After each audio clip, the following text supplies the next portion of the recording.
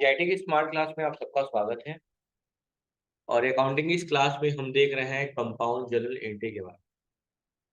जैसा कि कल मैंने बताया था आपको कि जब भी परचेज की बात आती है, हम परचेज का अकाउंट बनाते हैं, हम परचेज को क्या कर देते हैं, डेबिट कर देते हैं। और क्रेडिट कौन होता है, कैश। अब या वाला ऑप्शन हट जाएगा ना, क्योंकि या तो अब लगेगा नहीं। और पार्टी का नाम, या पार्टी के नाम की जगह जगह और क्या आ सकता है, बैंक आ सकता है। और क्या आ सकता है, डिस्काउंट रिसिप्ट आ सकता है। चेक आया तभी ना बैंक आया है, तो दे कौन बोला है। तो और क्या हो सकता है, डिस्काउंट रिसीव्ड आ सकता है। आएगा कि नहीं आएगा, इतने सारी चीजें आ सकती हैं, वो बात की बात है।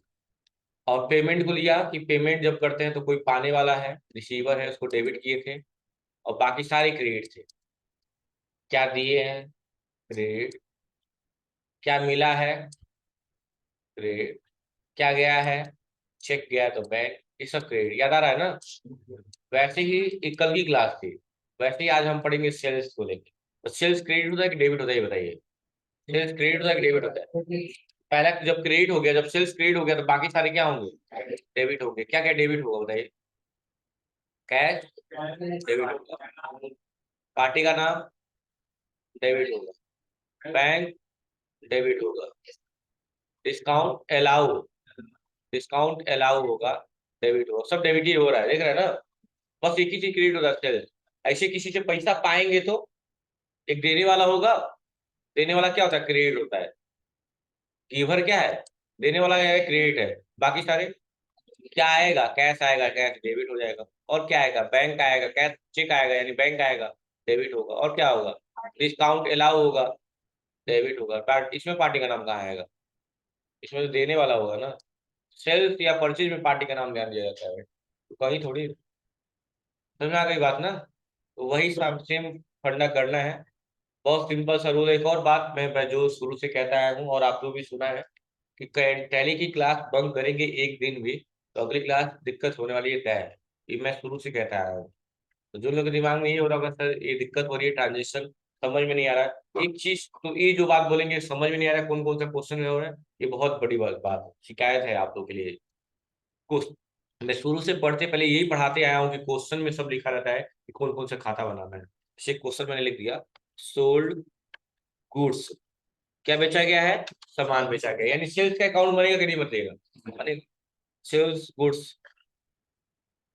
Sales goods to R K trader, यही सामान बेचा गया किसको, आर के ट्रेडर को, of R S 20,000 on cash and R S 2,000 on credit. खड़े जो विकास दुबे, क्वेश्चन पढ़ो। आईडी कार्ड नहीं लगाया आज,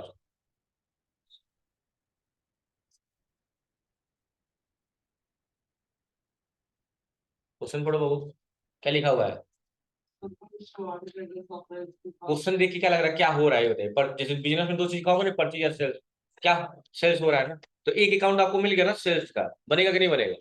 तो पहला अकाउंट क्या बना लिया हमने, टू टू सेल्स बना लिया है। क्योंकि क्रेडिट होता है, सेल्स डेबिट होता है, क्रेडिट होता है ना, क्रेडिट होता है, इनकम है ना सेल्स। टू सेल्स बना लिए। अच्छा, जब पहला अकाउंट आपको क्वेश्चन पढ़ते मिल गया और ये आपका हो गया क्रेडिट, क्या हो गया, तो अब बाकी आने वाले क्या होंगे, डेबिट। अच्छा, सामान बेच रहे हैं तो दो माध्यम से यहाँ बेच रहे हैं, दो अमाउंट दिया है, मतलब कंपाउंड है, सीधी सी बात है, ऐसे ही दिख गया।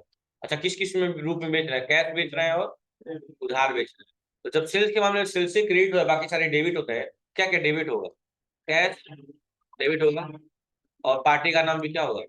अब उधार लिखा है ना, उधार में व्यक्ति का नाम लिखा जाता है ना। आपकी दुकान से कोई उधार ले जाता है, नाम लिखते हैं ना, नाम लिख दीजिए, कौन ले गया है, आर के, डेबिट कर दीजिए। अब बताइए आर के उधार कितना है, तो उधार व्यक्ति के नाम के सामने ही होगा ना, 2,000। नगद कितना है, देखिए लिखा हुआ है 20,000 ऑन कैश, लिखा है कि कैश का ही बैलेंस है, यानी कैश के सामने 20,000।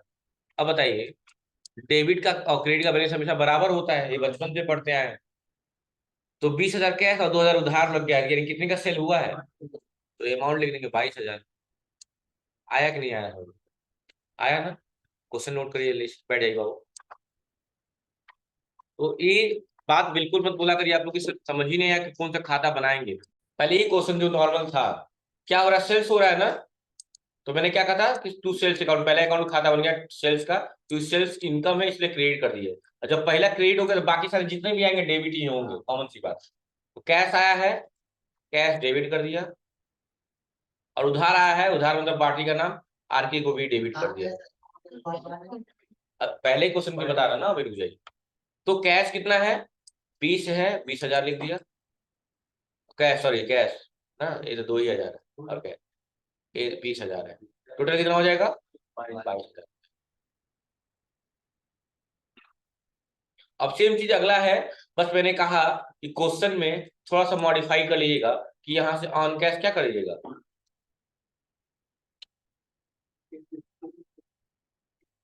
यानी कि ट्रांजेक्शन अभी भी क्या बनेगा, टू सेल्स का बनेगा। और मान ली उधार का है तो उधार आर के डेबिट हो गया, डेबिट हो गया। अभी बताइए उधार कब लगा हुआ है। पहली बात, दो अमाउंट दिक्कत है तो कैसे माथा ठनक गया कि भाई कंपाउंड होगा, सीधी सी बात, तो सोचना नहीं है। तो ये बताइए उधार कब लगा होगा, यानी कुछ नगद दिए होंगे तभी तो उधार लगा होगा। अगर पूरा पैसा नहीं दिए तो कुछ उधार रहे कुछ नगद है, यही हुआ होगा। कॉमन सी बात यही है कि अगर एक अमाउंट होता तो शायद क्या सोच रही था, या तो उधार या तो नगद। लेकिन यहाँ पे क्या कहा है कि कुछ उधार लगा दिया गया है, 20,000 का सामान करते हैं जिसमें 2,000 उधार लगा दिए हैं। कितना कैश दिए होंगे, अगर कैश दिए होंगे कि नहीं दिए होंगे, तो कैश का बनाइए। अब पहले अमाउंट किसे लिखा जाता है, उधार कितना है, 2,000। 2,000 के सामने आप पार्टी के सामने लिख दिए। अच्छा, 20,000 का ही लिखा है कि ऑन कैश है, यानी कैश का बैलेंस नहीं है, तो किसका बैलेंस हो सकता है, कैश का बैलेंस हो सकता है। अब बताइए सामान कितने का बेचे हैं आप, कितना उधार लग गया, कितना कैश मिला होगा, बताइए इससे आसान क्या हो सकता है। कितने लोगों का सही है, क्वेश्चन भी सारी कहानी है, मैं बार बार कह रहा हूँ, टफ नहीं है, मैं झूठ मूठ में आपको बेवकूफ नहीं बनाऊंगा, आसान है। क्वेश्चन पढ़ना है और समझ के लिख देना है बस। बनाना तो जरूरी कुछ भी नहीं है, पढ़ने आना भी जरूरी नहीं है। कैश बनेगा कि नहीं, तो कंपाउंड कहलाएगा कैसे जब बनाओगे नहीं तो। कंपाउंड की पढ़ाई क्यों रहा है आपको, तो क्यों तीन ही बना रहे हैं, दो नहीं बना सकते हैं, बना सकते हैं।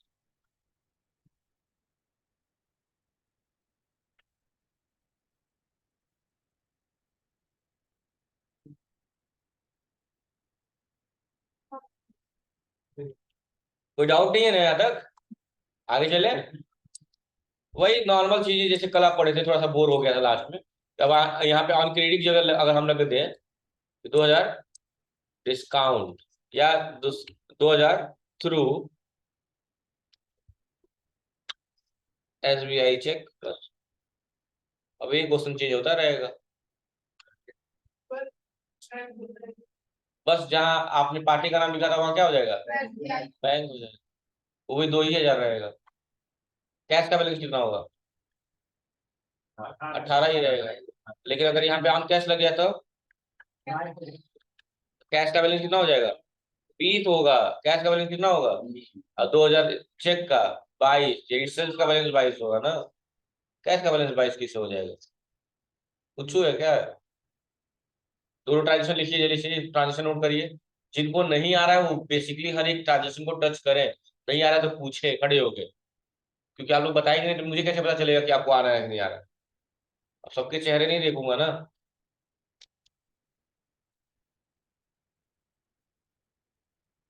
अब यह थ्रू चेक हो गया, यहाँ पे थोड़ा डिस्काउंट लिख देगा, 2,000 डिस्काउंट। बताइए यहाँ क्या होगा, डिस्काउंट रिसीव हो के अलाउ होगा। तो याद रखिएगा, सेल्स में या पेमेंट रिसीव कर रहे हो, दोनों कंडीशन में अलाउ होता है। और डिस्काउंट जो है इनकम एक एक्सपेंस है, एक्सपेंस है, इसलिए डेबिट करेंगे क्रेडिट करेंगे। चलिए इस क्वेश्चन को बनाइए पहले। तो इसमें क्या बनेगा बाबू, पहला वही नॉर्मल सेल्स है तो पहला क्या बना लेंगे, टू सेल्स अकाउंट। और जब सेल्स क्रेडिट हो गया तो बाकी सारे डेबिट हो गए। क्या डेबिट होगा, कैश डेबिट। और डिस्काउंट अलाउ लिखिएगा जरूर अच्छे से, डिस्काउंट ALLOW होता है अलाउ का, अलाउ। और डिस्काउंट अलाउ का मतलब डिस्काउंट देना, क्योंकि हर जगह डिस्काउंट अलाउ या रिसीव लिखता नहीं है। आपको पहचानना है कि कब अलाउ होगा कब रिसीव होगा। डिस्काउंट अलाउ, डिस्काउंट देना एक्सपेंस है, डिस्काउंट पाना इनकम है, इसलिए मैंने डेबिट कर दिया। डिस्काउंट कितने को आएगा? 2000 का। कैश कितना है? 20,000। सेल्स कितने का हुआ होगा? 22,000। बस हो गया।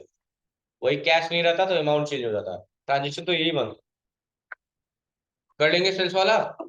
चलिए, डिस्काउंट को घटाएंगे नहीं? घटाएंगे नहीं। अरे यार सीरियसली देखो ना, 22,000 का सेल किए हो, कितना सामान बेचे हो? तुमको कैश कितना मिला है? क्यों 20,000 मिला है? क्यों 2,000 डिस्काउंट कर दिए हो? घटा ही ना है, तुम अपना दिमाग लगा रहे हो। हाँ, वही बतिया ना है। अब तुम सोच रहे हो कि सर 20,000 कैश है तो 2,000 और कम कर दें, ऐसा थोड़ी है। 2,000 कम करने के बाद 20,000 दिए हो, यानी सामान कितने का खरीदे हो? 22,000। यही तो सेंटेंस का है यहाँ पे।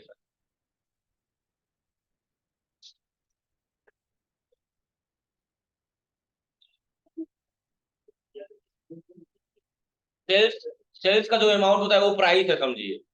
22,000 प्राइस है, 20,000 कैश दिए हो, क्यों? 2,000 डिस्काउंट मिले, बात खत्म। ठीक है जी। अभी को आ रहे हो क्या? चलो कोई बात नहीं, छोड़िए, इधर ध्यान दीजिए। अब चलिए, अब यही सेम, जैसे कि परचेज से पेमेंट रिलेट करता है वैसे सेल्स से रिसीप्ट रिलेट करता है। यानी यहां लिखेंगे पेमेंट रिसीव्ड फ्रॉम, रिसीव्ड हुआ है फ्रॉम, किससे? आरके ट्रेडर से। यानी देने वाला कौन हो गया? क्रेडिट होगा कि डेबिट होगा? क्रेडिट होगा। और बाकी सारे उल्टा ही है सब, आराम से। RK trader, payment receive from RK trader of RS 20,000 on cash and RS 5,000 discount. चलिए बनाइए तो ये क्वेश्चन, देखते हैं कौन बना लेते हैं। चलिए ट्राई करिए, ट्राई। इस क्वेश्चन में बहुत आसान सा तरीका है। पहले क्वेश्चन पढ़ा जाता है, कभी भी सब सामने देखिए। ये देखिए, पेमेंट रिसीव हो रहा है यानी पेमेंट मिल रहा है, सही बात है। तो मिल रहा है तो देने वाला होगा, या हम पेमेंट कर रहे हैं किसी को तो कोई पाने वाला होगा। सेंटेंस में, पहले सेंटेंस में सारा आंसर मिल जाता है। तो पेमेंट यहाँ मिल रहा है यानी कि मिल रहा है तो कोई दे रहा होगा, और अगर आप पेमेंट कर रहे हैं तो कोई पा रहा होगा। तो यहाँ पाने वाली बात तो है नहीं है, देने वाली बात है। आप सॉरी, यहाँ पे प्राप्त हो रहा है, रिसीव हो रहा है। यानी पेमेंट रिसीव हो रहा है, कौन दे रहा है? यानी एक अकाउंट मिल गया देने वाला, और क्रिएट कर दिया। और आरके हमको देगा क्या? कैश। कैश देगा तो कैश आएगा ना। जब ये क्रेडिट हो गया तो बाकी सारे डेबिट ही होंगे। कैश आएगा तो भी डेबिट होगा, डिस्काउंट देंगे तो भी डेबिट। चलिए ट्रांजेक्शन बनाते हैं।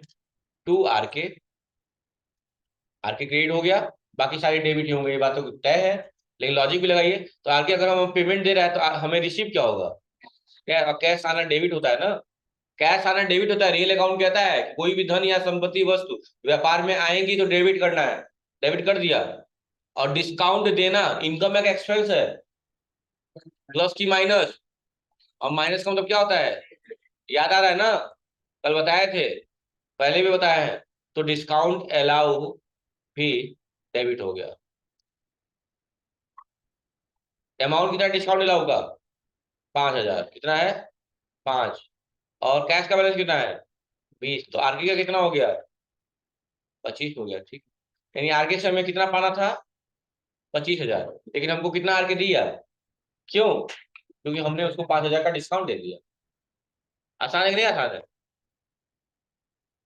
बस, हो गया। हमेशा याद रखना है, क्रेडिट और डेबिट का बैलेंस बराबर होना चाहिए।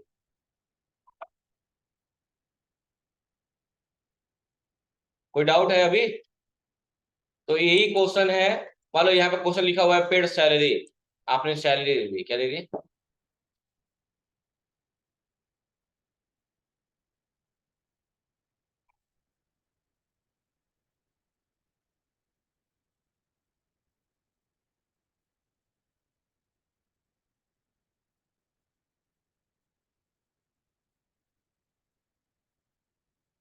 अब बनाइए दो, इस पहले जो बनाएगा एक कॉपी पाएगा, कोई रख के गया हुआ है यहाँ पे।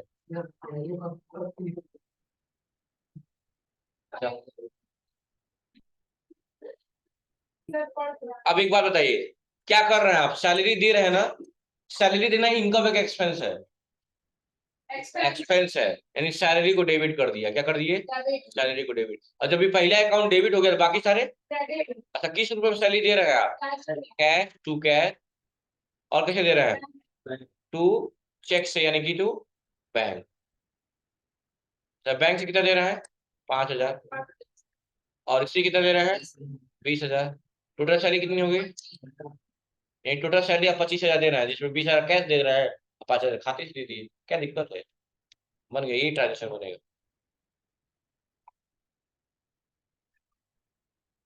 सही था विकास? हाँ हाँ, खड़े हो जाइए, खड़े हो जाइए।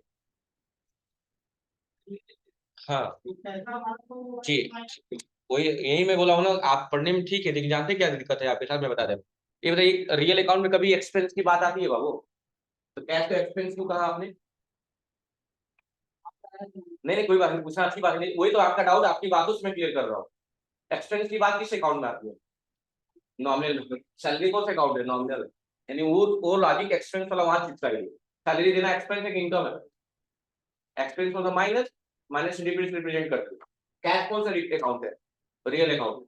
और रियल अकाउंट में गोल्डन रूल क्या कहता है? कैश जाएगा तो क्रेडिट हो, कैश आएगा तो। सैलरी दे रहे हैं तो कैश जाएगा, ऑब्वियसली जाएगा, तो कैश को क्रेडिट कर दिया।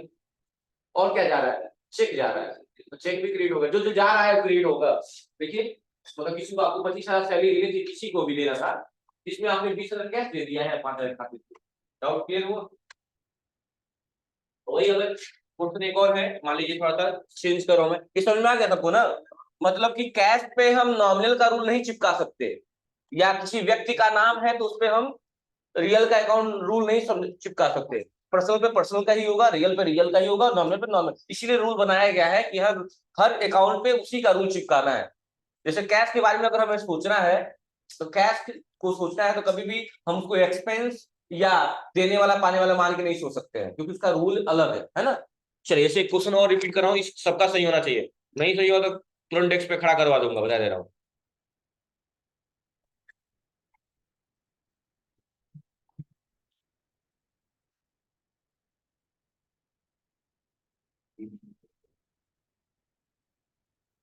चलिए, रिसीव्ड। चलिए बनाइए तो फटाक से, सबका सही होना चाहिए।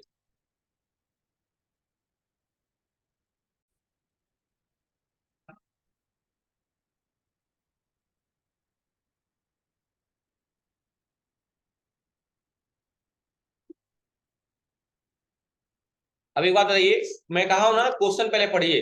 रिसीव्ड कमीशन क्या मिला है? कमीशन मिला है, इनकम एक एक्सपेंस है। To commission received, commission received. जब ये क्रेडिट हो गया तो बाकी सारे। अच्छा, कमीशन किस रूप में मिल रहा है? कैश के रूप में मिल रहा है। कैश आ रहा है ना? कैश आएगा तो कैश क्या होगा? डेबिट। और क्या आ रहा है? बैंक आ रहा है, चेक आ रहा है, यानी बैंक भी डेबिट हो जाएगा। कितना बैंक है? 5। Cash 20, commission. क्या दिक्कत है बताइए? सोचिए, इस सब बदलने से कितना चेंजिंग हो जाएगा। समझ गए? हाँ।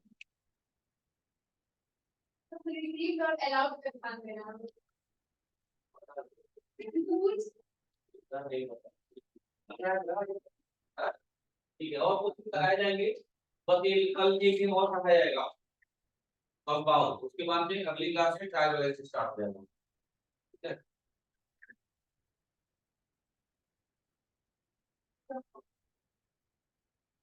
कोई डाउट नहीं है ना? नहीं। ठीक है, आज के लिए इतना ही, थैंक यू। जब भी सुन लीजिए, जब भी रिसीव्ड शब्द सुन लीजिए मेरी बात, जब भी रिसीव्ड शब्द जुड़ जाए, समझिए इनकम होने लगा। Commission received, interest received, salary received. अगर वही सैलरी होती तो यहाँ कमीशन की जगह कौन रहता है? सैलरी रहता है, सैलरी रिसिप्ट, और सेम वही रहता है। तो सारी कहानी यहीं से है। और आज के लिए इतना ही, मिलते हैं अगली क्लास में।